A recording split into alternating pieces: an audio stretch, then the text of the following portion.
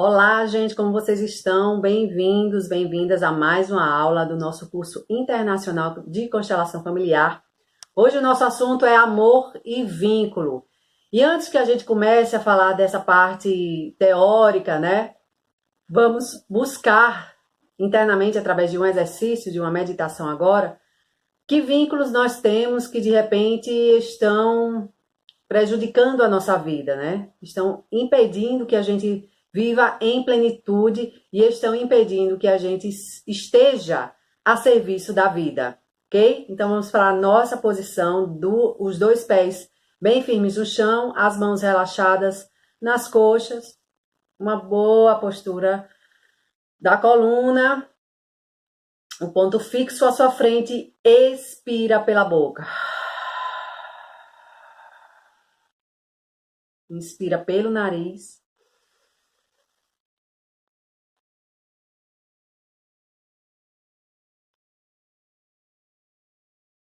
Expira pela boca. Fazendo junto comigo, em silêncio.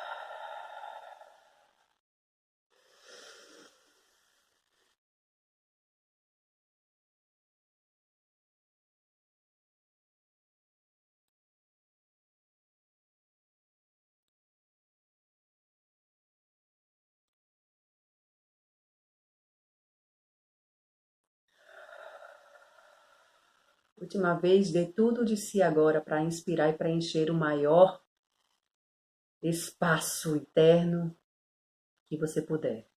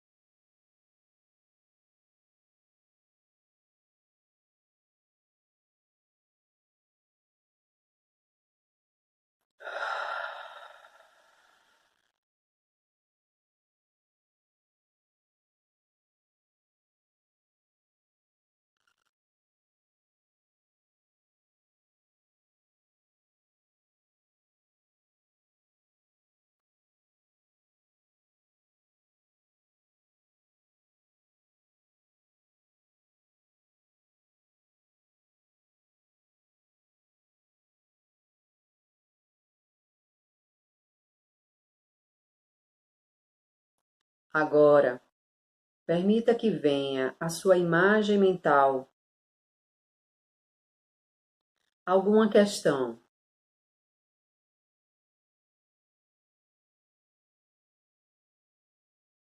que de alguma forma interrompe sua vida. Se nesse momento não há nenhuma questão, para você, lembre de alguém que está com uma questão que interrompe a vida desse alguém e permita que essa questão surja na sua imagem mental.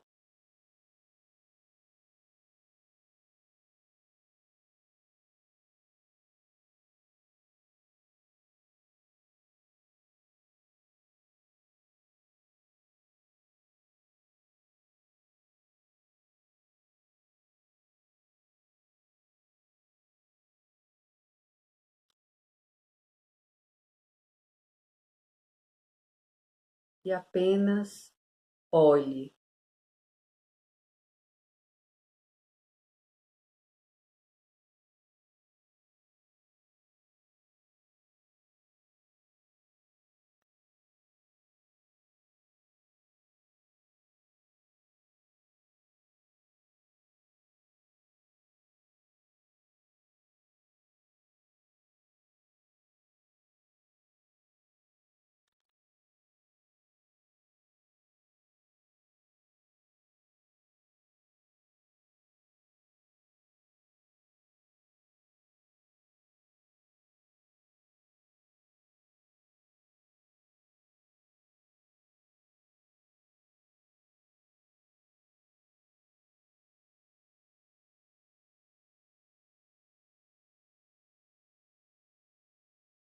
E agora nós percebemos que essa questão olha para um outro lugar, para outra pessoa. E agora nós observamos esse olhar para essa outra pessoa que estava até então oculta.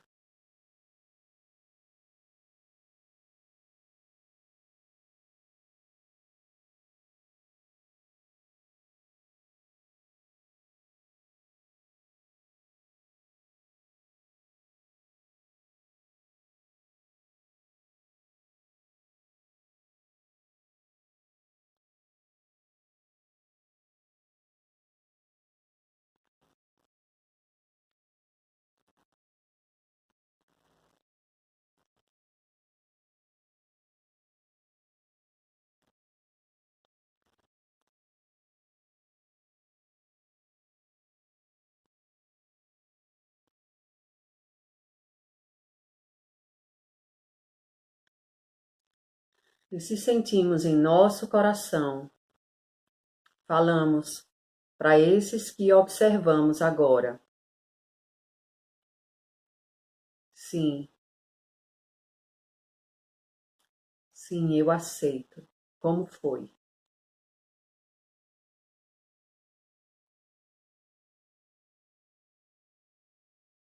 Eu aceito como foi. Sim.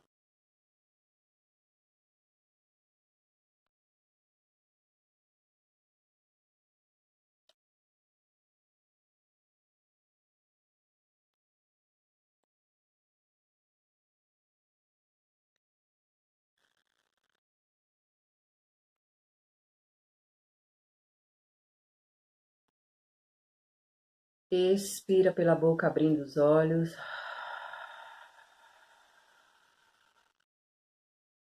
Inspira pelo nariz.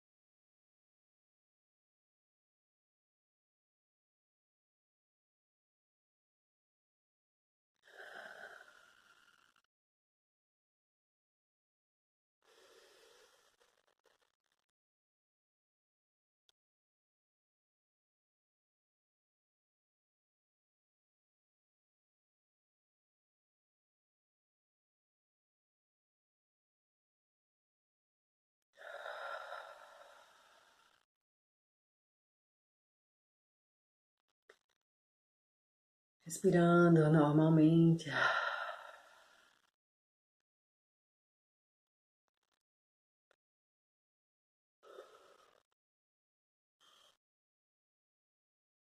Solta se tem algo para soltar.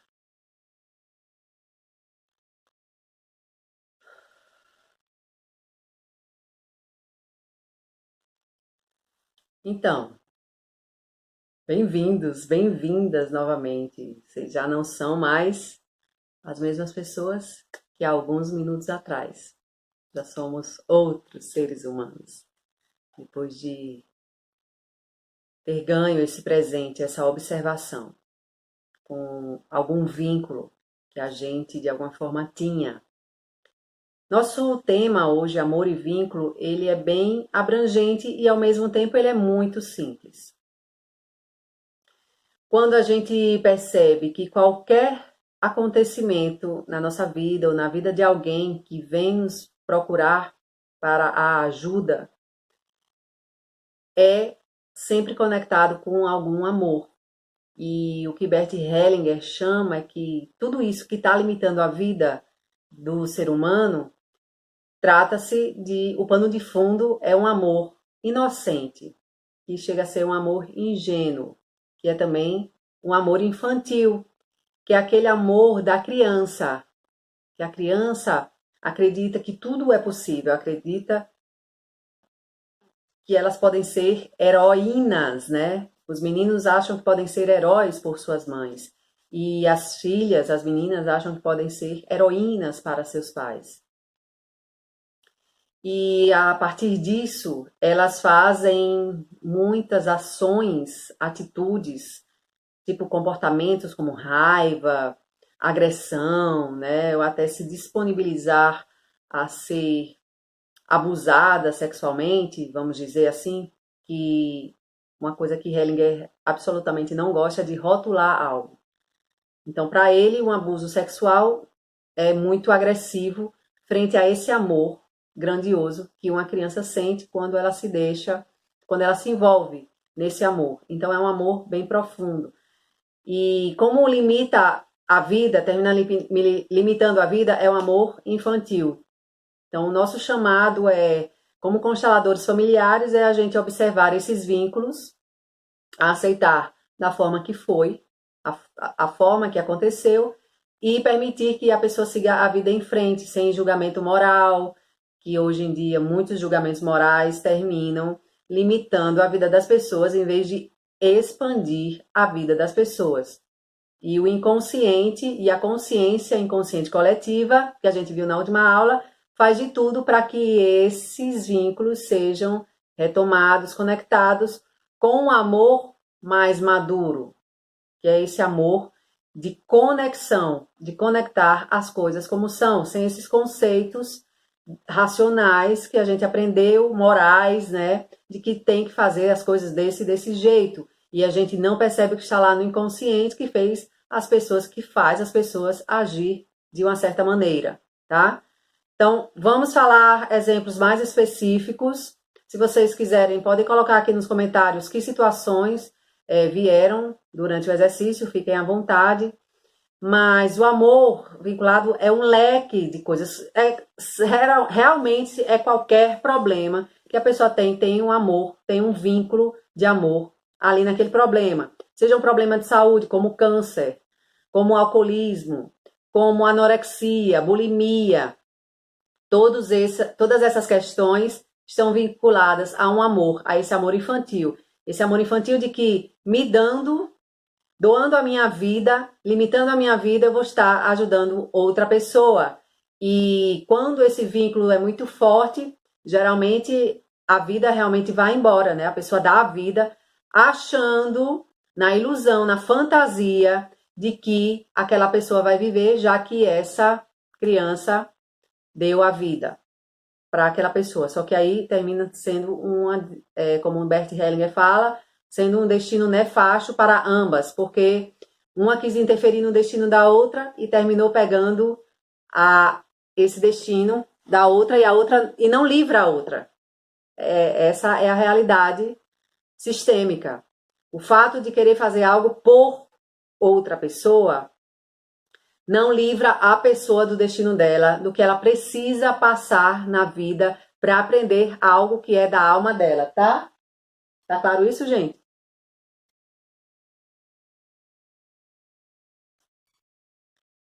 Então, aqui hoje, não, vou começar com essa aqui. Começar com essa leitura aqui de Liberados Somos Concluídos, de Bert Hellinger. Compensação e amor. O que ocorre na alma humana é uma necessidade profunda de equilíbrio. Muito simples. Quando alguém me dá um presente, e este pode ser o melhor possível, sinto uma necessidade profunda de compensar. Sinto-me mal até que presenteie o outro com alguma coisa. Quando eu lhe der um presente, sinto-me livre. Essa necessidade de compensação é a base de qualquer relacionamento. Sem essa necessidade de compensação, não há troca de pessoa para pessoa, entre marido e mulher, entre pais e filhos. Esta necessidade profunda de equilíbrio atua em toda parte.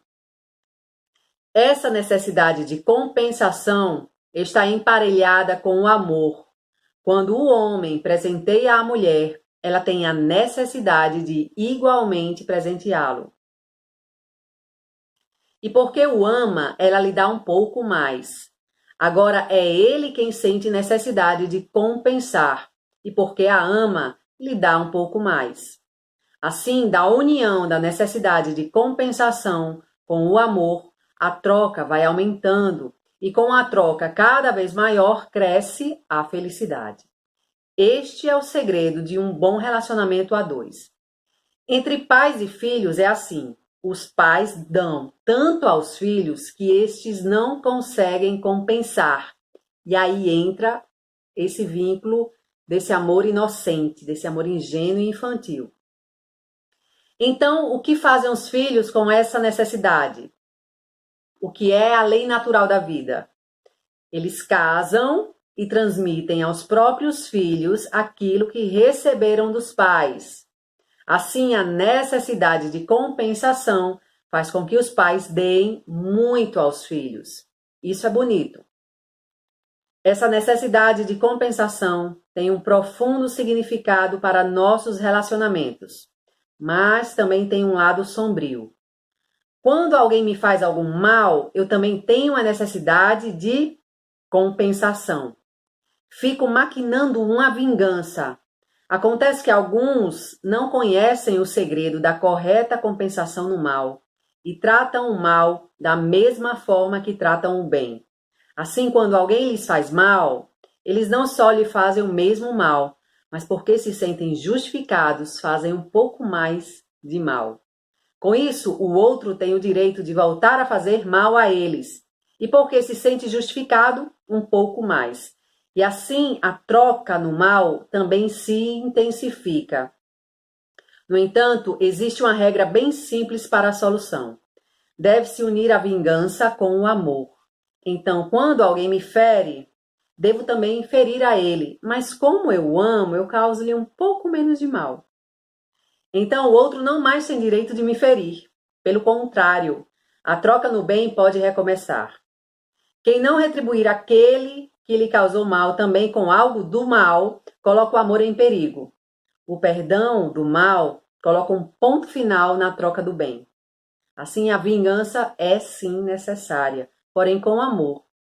É isso que eu tinha a dizer acerca de relacionamentos humanos.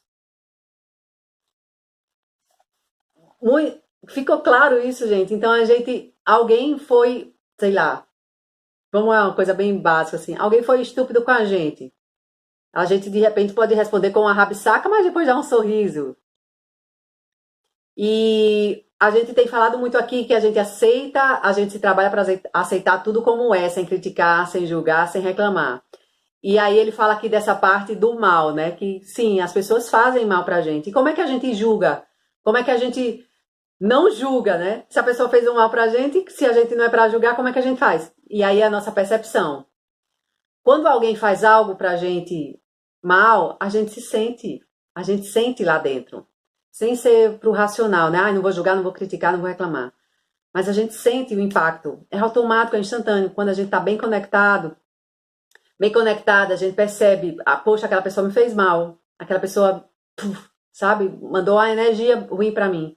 Aí a gente faz o quê? Manda uma energiazinha menor para ela. E isso que acontece? O que é que acontece? A pessoa se desarma. Ela não vai se armar todinha para se vingar de novo. Porque ela fez tão mal, e a gente fez um pouquinho de mal de volta, e aí a pessoa desarma. Isso é maravilhoso. Comecem a experimentar isso, a perceber, a prestar atenção como realmente é dessa forma exatamente que ele falou aqui que acontece. Então vamos dizer que eu só estou vendo situação de caixa de supermercado. Mas tem coisas muito mais completas que acontecem no nosso dia a dia, né? Mas vamos dizer que a gente chegou no caixa do supermercado, foi passar as nossas compras e a caixa do supermercado fez só um rosnado, né? Às vezes a gente chega no lugar, né? Pessoal. E aí a gente deu. Aí a gente reclama de alguma coisa, aí a pessoa já desarma. E aí depois a gente vai e coloca um bem ali. E a pessoa vai e retorna um bem pra gente. Eu peguei uma situação bem simples, porque tem outras que são muito mais complexas, muito mais emaranhadas, mas é só a gente exercitando isso, a gente vai perceber que é exatamente dessa forma que acontece. O que é que acontece hoje em relação à violência, né? Porque a violência tem as gangues do tráfico de drogas, né? Aí um aqui fez um mal, o outro rebate com mais um mal ainda. Aí então o mal só vai crescendo. A partir do momento que um toma consciência e percebe que existe esse vínculo, né? Essa forma de se vingar, porque também não se vingar cessa tudo, acaba o relacionamento. Independente de que tipo de relacionamento seja. Mas a pessoa faz o mal pra gente e a gente não faz mais nada e começa a fazer o bem, é esquisito. A alma que sente isso. Peraí, eu machuquei aquela pessoa, eu dei uma mexida assim na vida daquela pessoa, tratei ela com indiferença, tratei ela mal, tratei ela igual um capacho, e ela tá aqui ainda me bajulando? Não, aí acaba ali a troca. Ficou claro isso? Isso acontece muito em relacionamento entre homem e mulher, né? Entre quatro paredes, né? Às vezes o homem ou a mulher faz o homem de capacho, né? São os relacionamentos abusivos hoje, que as pessoas rotularam, né? Dessa forma. E aí o outro, o parceiro, fica tratando bem o outro. E aí o que acontece? Rompe ali. E aí por isso que às vezes tem traição no relacionamento, no casamento. Às vezes é esse tipo de situação, tá? Não são todas. Que às vezes são identificações, são dupla transferência, né? Que a gente já viu. Então, é isso que acontece mesmo. Vamos começar a perceber. A gente percebendo, a gente vai interiorizando isso aqui que a gente acabou de passar como um conceito. Mas realmente a gente precisa perceber que realmente acontece isso. E nessas situações bem simples, a gente vai comprovando isso que a gente acabou de falar, tá certo? Continuando aqui, o sacrifício dos filhos. Acontece que essa necessidade de compensação é projetada por muitas pessoas e religiões no destino e em Deus. Quando um pai abandona a ordem religiosa, né? Era padre, e continua na sua antiga fé, a mãe continua na antiga fé e os filhos continuam na antiga fé, então eles irão pagar por isso. Ou seja, vida por vida.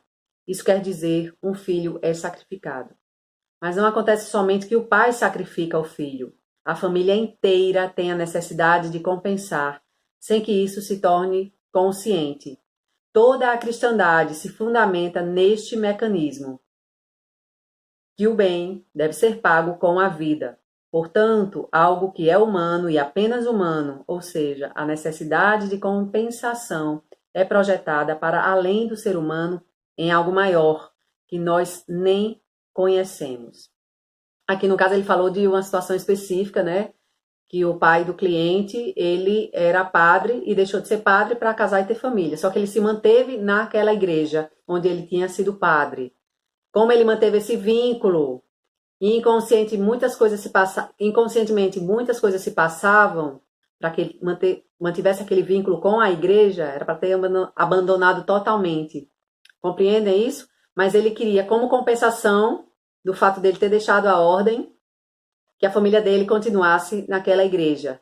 E aí a compensação inconsciente por esse fato era a vida, né? A vida de algum ente familiar foi ceifada. Imagine-se que imagem de Deus é esta, quando achamos que com um sacrifício desses deveríamos pagar a Deus por algo que nos deu de presente ou por algo do qual nós nos apropriamos. Lembro-me de um acontecimento quando eu era missionário na África do Sul. Eu havia construído uma igreja e queria conseguir uma imagem para ela na Alemanha. Estava imaginando algo similar à escultura que havia visto na igreja onde fui batizado. Representava 3 pessoas: Jesus na cruz, o soldado Longinos, que trespassava com uma lança ao lado de Jesus, e a mãe de Jesus, embaixo da cruz, que aparava seu sangue em um cálice. Pensava ser essa uma imagem linda, que talvez também combinasse com a igreja na África do Sul. Também havia encontrado um pintor de igrejas na Alemanha que estava disposto a pintar este motivo em tecido. Porém, antes de encomendar a pintura, fotografei a escultura e a mostrei para religiosas nativas de uma congregação na África do Sul.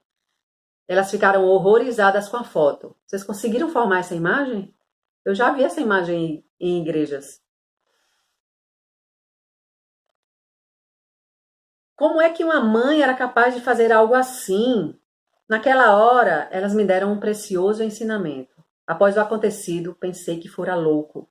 Mas quando se está vivendo dentro de tal fé, não se percebe mais quão louca é uma coisa assim. Qual seria a solução aqui? Deve-se renegar o Deus pequeno e voltar-se para aquele Deus maior, que permanece oculto para nós.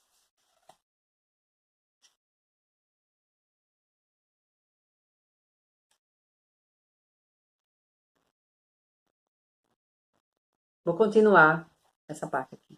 Existe essa mesma postura nas famílias em relação ao destino.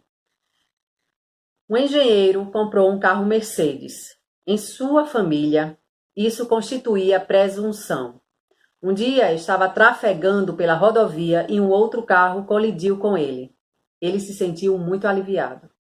Agora, perante o destino, ele havia pagado pela Mercedes. Quantas crianças há que, quando presenciam que os pais estão doentes, fazem uma promessa a Deus dizendo, por exemplo, tome minha vida para que minha mãe continue vivendo? Isso é muito comum. Eu imagino, então, como Deus contempla essas crianças. Como se sente esse Deus? Fica debulhado em lágrimas ao ver algo assim. Isso é uma educação na fé, ou uma educação religiosa, sem que saibamos para onde conduz. Porém, sabemos de onde afasta. Vou estar aqui no meu Monte Everest. Cada um tem o seu Monte Everest, né, para escalar a vida. Aqui são os meus livros. Ficou claro isso, gente? De que esse vínculo de amor inocente tem uma conexão direta com esse Deus que foi ensinado para a gente, esse Deus que está lá em cima, apontando o dedo, julgando os vivos e os mortos. E que eu tenho falado desde o começo, essa reeducação espiritual que a gente precisa passar, que esse Deus que nos criou, a criação, não é esse que está lá em cima, apontando o dedo. É de uma outra forma que ele está presente na nossa vida. E que, como o Bessie acabou de falar, a gente não tem certeza, a gente precisa ainda tomar consciência para começar realmente a se apropriar desse Deus. Que nós não temos certeza quem é esse Deus, como é esse Deus, como ele age, como ele faz. A gente sabe que ele proporciona a vida, ele traz a vida até nós. E a gente sabe que ele está por trás de todas esses conflitos para que as pessoas acordem, né? para que as pessoas tomem consciência sobre a vida, sobre até esse Deus mesmo. E para onde isso está caminhando, a gente não sabe. Agora, o que se percebe com as constelações familiares é que isso caminha para a vida. Está caminhando para a vida, a serviço da vida. E não para essa morte, para esses sacrifícios que as pessoas estão fazendo cada vez mais, achando, acreditando que estão servindo a Deus. Na constelação, agora eu vou ler um trecho de Um Lugar para os Excluídos. Na constelação se manifesta algo que não tinha sido encarado. Com isso, algo importante é mostrado ao cliente. Somente então se manifesta se ele tem resistências ou não. Quando o cliente tem resistências, interrompo o trabalho, pois eu não preciso ir contra a sua resistência. Quando o cliente vê a situação, porém interiormente não chegou ainda ao ponto de agir ou não recebeu internamente de seu sistema a permissão para isso, eu respeito o fato e não prossigo. É importante também a gente perceber, a gente pode até identificar, alguém está envolvido com alcoolismo, com drogas, até mesmo o autismo ou anorexia, bulimia, câncer. E esse cliente chega para a constelação e aquele movimento de repente não flui, ou o cliente resiste. Geralmente a resistência é um não, e a gente sente isso, mesmo que ele não expresse, não fale, e a gente para ali, porque ele está ali com a força atuando por trás dele, do sistema dele. Então ele tem um nível de informação que ele precisa receber. Se ele chegou ali, ele precisava daquela informação. Por isso que a gente precisa exercitar cada vez mais a nossa percepção, a nossa sintonia com o outro, para que a gente não seja agressivo, que não precisa, e aí a gente vai interromper esse movimento de amor. Então, mesmo que a gente veja que outra pessoa está com esse vínculo de amor inocente, infantil, com esse problema, a gente não vai fazer como muitas pessoas têm o hábito de fazer, enfiar a goela abaixo aquela ideia. Olha, você tá na escassez sem dinheiro porque você tá com problema com seu pai, você não aceita o seu pai do jeito que você é. Ou então, você tá com problema no seu relacionamento porque você quis seduzir seu pai quando você era criança. Já ouvi isso em constelação. Já. O que é que isso faz com a alma do cliente e das pessoas ali presentes? Com esse desrespeito? É um desrespeito à vida. Emaranha ainda mais. E o constelador que faz esse tipo de atitude, ele se emaranha também. Né? Ele também acumula karma para ele, né? Ele fica com aquela energia também. A não ser que ele vai exercitar muito, tome consciência, ou deixe de ser constelador familiar, pode ser que ele esteja fazendo um favor, né? Então a gente está sempre, como consteladores familiares, a gente está sempre se questionando isso, depois que passa um dia de constelação familiar, né?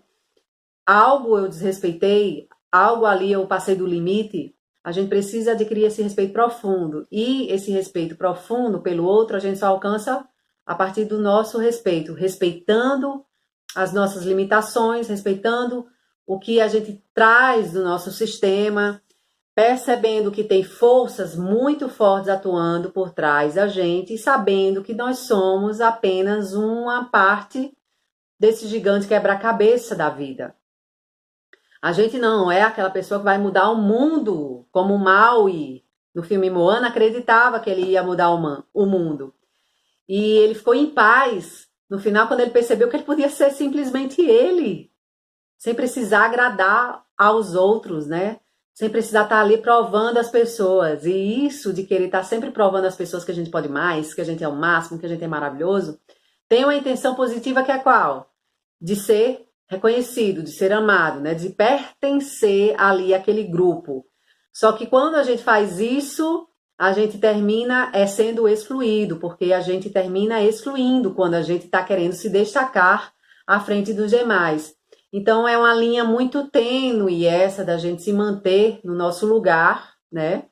Que no filme Moana a gente também viu muito isso, né? Do seu lugar, qual é o seu lugar? O tempo todo as músicas falam qual é o seu lugar. Todos queriam que o lugar dela fosse aquele ali, e ela sentia que o lugar dela era aquele outro lugar, ela era no mar, e isso realmente foi o que impulsionou ela, né? Então vamos sempre olhar para dentro para a gente poder contribuir lá fora. Que quando a gente está olhando para dentro, está respeitando o nosso limite, está respeitando as questões que a gente tem, que a gente não precisa resolver tudo. A gente foi meio que educado culturalmente para a gente resolver tudo. Temos que resolver tudo, todas aquelas questões. Temos que preencher todos os buracos, temos que montar todo o quebra-cabeça, não pode deixar nada pela metade. E entramos num ritmo frenético, que às vezes a gente está no piloto automático, querendo resolver tudo, querendo consertar tudo.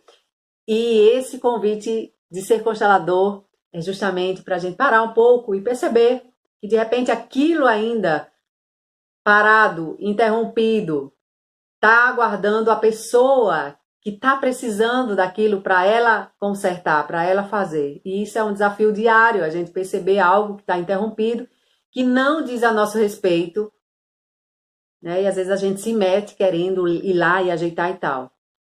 É um exercício diário para a gente fazer.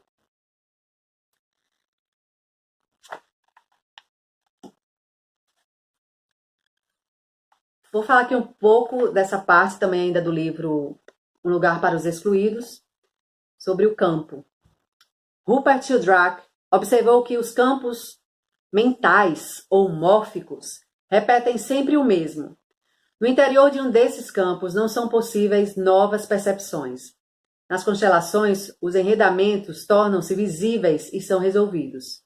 Isso muda algo no campo, por exemplo, na família ou para o indivíduo, sem que com isso se abandone o campo. Na discussão sobre a culpa coletiva, trata-se de saber se os indivíduos podem ser processados. Isso naturalmente não tem cabimento, é insensato, mas faz sentido que todos batam no peito e digam: eu também fiz parte disso, e não se separem dos perpetradores, dizendo: foram vocês, não eu. A atitude da alma que eu sugiro é que a gente se coloque ao lado deles, dos perpetradores, e diga: eu reconheço, eu também tenho parte nisso. Que não se olhe apenas para os condenados, mas para aquilo que foi cometido de ambos os lados. Que se olhe para os judeus mortos, para os ciganos, para tudo o que aconteceu nos países, para os soldados mortos e para nossas próprias vítimas, as vítimas dos bombardeios, sem recriminação, simples assim. Que nos entreguemos a um luto profundo que nos liga a todos. Isso tem um efeito tranquilizador, liberador. Então o passado pode ficar para trás. Os alemães não assumem que são alemães. É o que se repete com espanto em outros países. Com razão, porque não admitiram que estavam envolvidos nisso. Se o fizessem, poderiam dizer: eu sou um alemão, mas não com orgulho. Simplesmente assim: eu sou um alemão. Este é um nível bem diferente. Esses debates sobre patriotismo se perdem totalmente no vazio. Enquanto não nos defrontarmos juntos com tudo isso, não poderemos coletivamente encarar os outros, nem eles poderão encarar-nos. É nesse nível profundo que a reconciliação começa. Por que eu estou falando essa parte aqui? Porque o brasileiro está numa situação que, pelo menos quando as pessoas chegam para mim, falando que o Brasil não tem jeito, que não sei o que, não sei o que, não sei o que, o brasileiro é assim, o brasileiro é assado. E eu sempre tenho uma pergunta assim guardada na manga, e eu pergunto: você é o quê? Você não é brasileiro mais não, é? Como é que você fez para trocar de sua nacionalidade? Então é sempre a gente perceber: nossa, eu faço parte disso. Não é ele lá fora que é brasileiro que está fazendo isso, isso e aquilo, que está acabando com o meu país. Não, eu sou brasileiro, eu sou parte disso. Então essa parte aqui é isso, porque o que aqui tem a ver com o vínculo, quando a gente está nesse discurso de achar que a gente não faz parte, achando que o outro é que está fazendo o Brasil, né? Como é que a gente permite isso? Então, a gente está fazendo parte disso. A gente está com um amor infantil, inocente. A gente não se apropriou da nossa idade madura.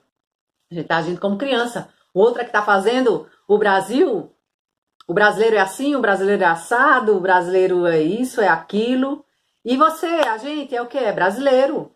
Então, quando a gente está com esse vínculo ainda, com esse amor inocente, achando que o outro é que está fazendo as coisas erradas e a gente não está fazendo parte disso, a gente ainda está realmente inconsciente. Então, vamos ter a tomada de consciência para a gente começar a perceber que a gente faz parte disso e ser brasileiro com orgulho. Ele falou aqui para não falar com orgulho assim, ele falou, mas se apropriar disso, eu sou brasileira. Eu sou brasileiro, eu faço parte disso tudo que está acontecendo no Brasil. Se eu não fizesse parte disso tudo que está acontecendo no Brasil, eu não teria nascido aqui no Brasil. E aí eu conheço algumas pessoas que foram morar nos Estados Unidos, no Canadá, e colocam nos grupos, nas redes sociais, assim, as coisas maravilhosas que acontecem naquele país, dizendo como é que os brasileiros não fazem nada, tal, aí tá numa posição o quê? Superior. E essa pessoa não é brasileira e saiu do país. Então, sua missão é ir para fora, é morar nesse outro lugar, mas honre a terra que lhe gerou, que lhe criou. Sim, e vamos assumir, eu também faço parte disso, eu faço parte disso tudo que está acontecendo aqui nesse país. E aí a gente vai perceber realmente algo bem leve na nossa alma. E quanto mais pessoas tomarem consciência disso, perceberem isso, sim, eu faço parte disso.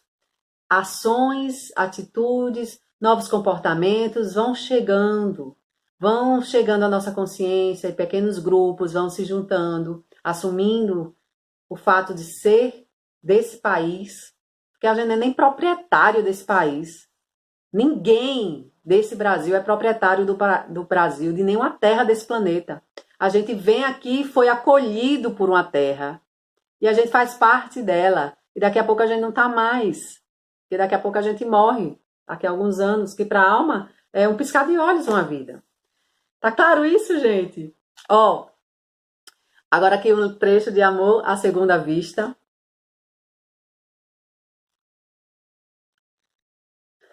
Gostaria de dizer algo sobre o amor e a ordem. O que é maior e o que é mais importante? O amor ou a ordem? O que vem primeiro?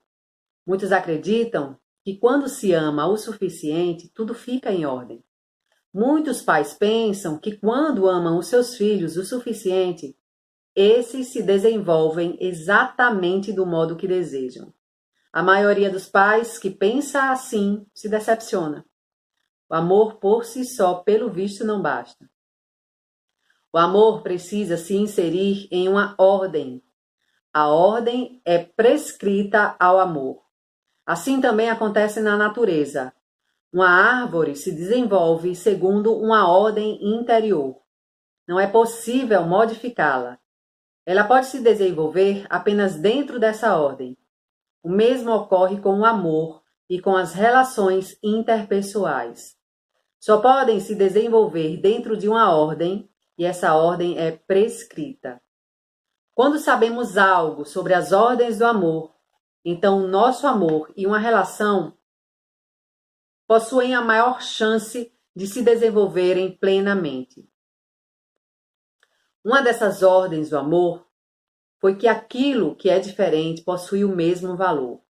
Homens e mulheres são diferentes, porém possuem o mesmo valor. Quando o casal reconhece isso, o seu amor possui uma chance maior.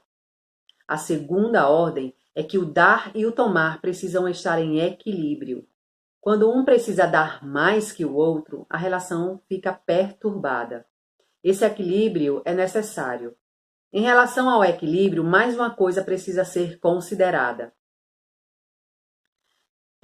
Essa necessidade de equilíbrio deve confluir com o amor e como, a partir disso, a troca cresce. Essa necessidade de equilíbrio também existe no sentido negativo. Quando um parceiro atinge o outro sente a necessidade de atingi-lo também. Sente-se ferido em sua dignidade e por isso acredita ter o direito de ferir igualmente o outro em sua dignidade. Essa necessidade é irresistível.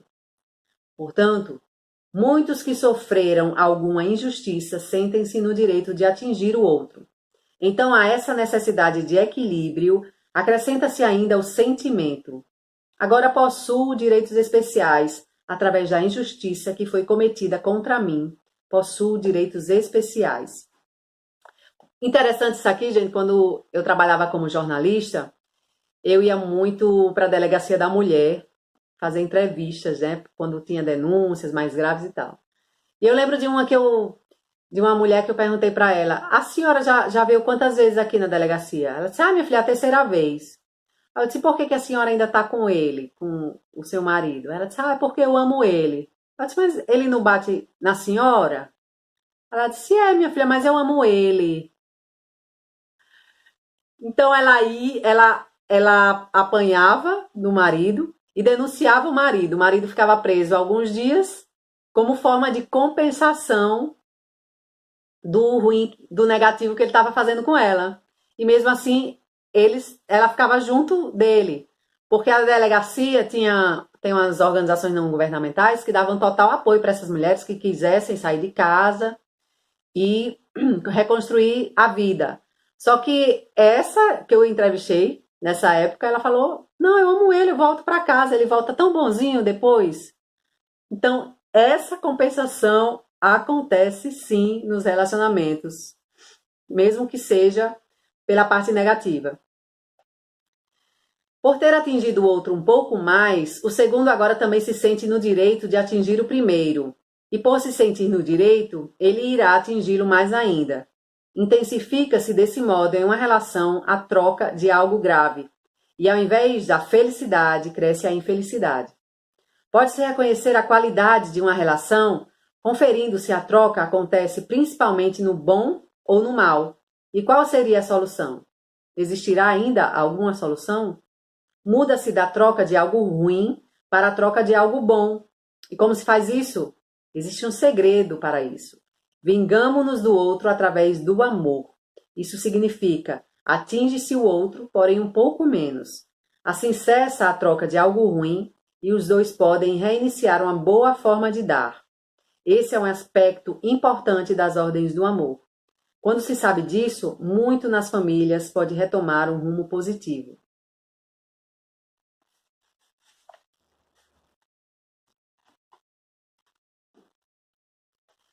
Lembrei de outra situação também, eu enquanto jornalista, que eu fui para uma entrevista, era sobre outro assunto, mas aí como eu ficava puxando conversa com as pessoas, aí a senhora estava segurando um bebezinho e a nenenzinha, a bebezinha chamou minha atenção, né? Eu perguntei, é sua neta? Ela disse, é minha neta. A tia, essa é sua filha que estava do lado, a mocinha que estava do lado. É, minha filha, sim. Aí o senhor que estava do lado. É minha filha também. As duas são minhas filhas. As duas são minhas filhas. Aí deu um nó na minha cabeça. Peraí. Aí perguntei para a senhora assim, a senhora é mãe dessa menina aqui. Quantos anos ela tem? 14 anos. E é vó dessa recém-nascida. Ela disse, é isso mesmo. E o senhor é pai das duas. O senhor é pai das duas. Ela disse, minha filha, é isso mesmo. Aí eu olhei para a senhora e disse, para a senhora tá tudo bem?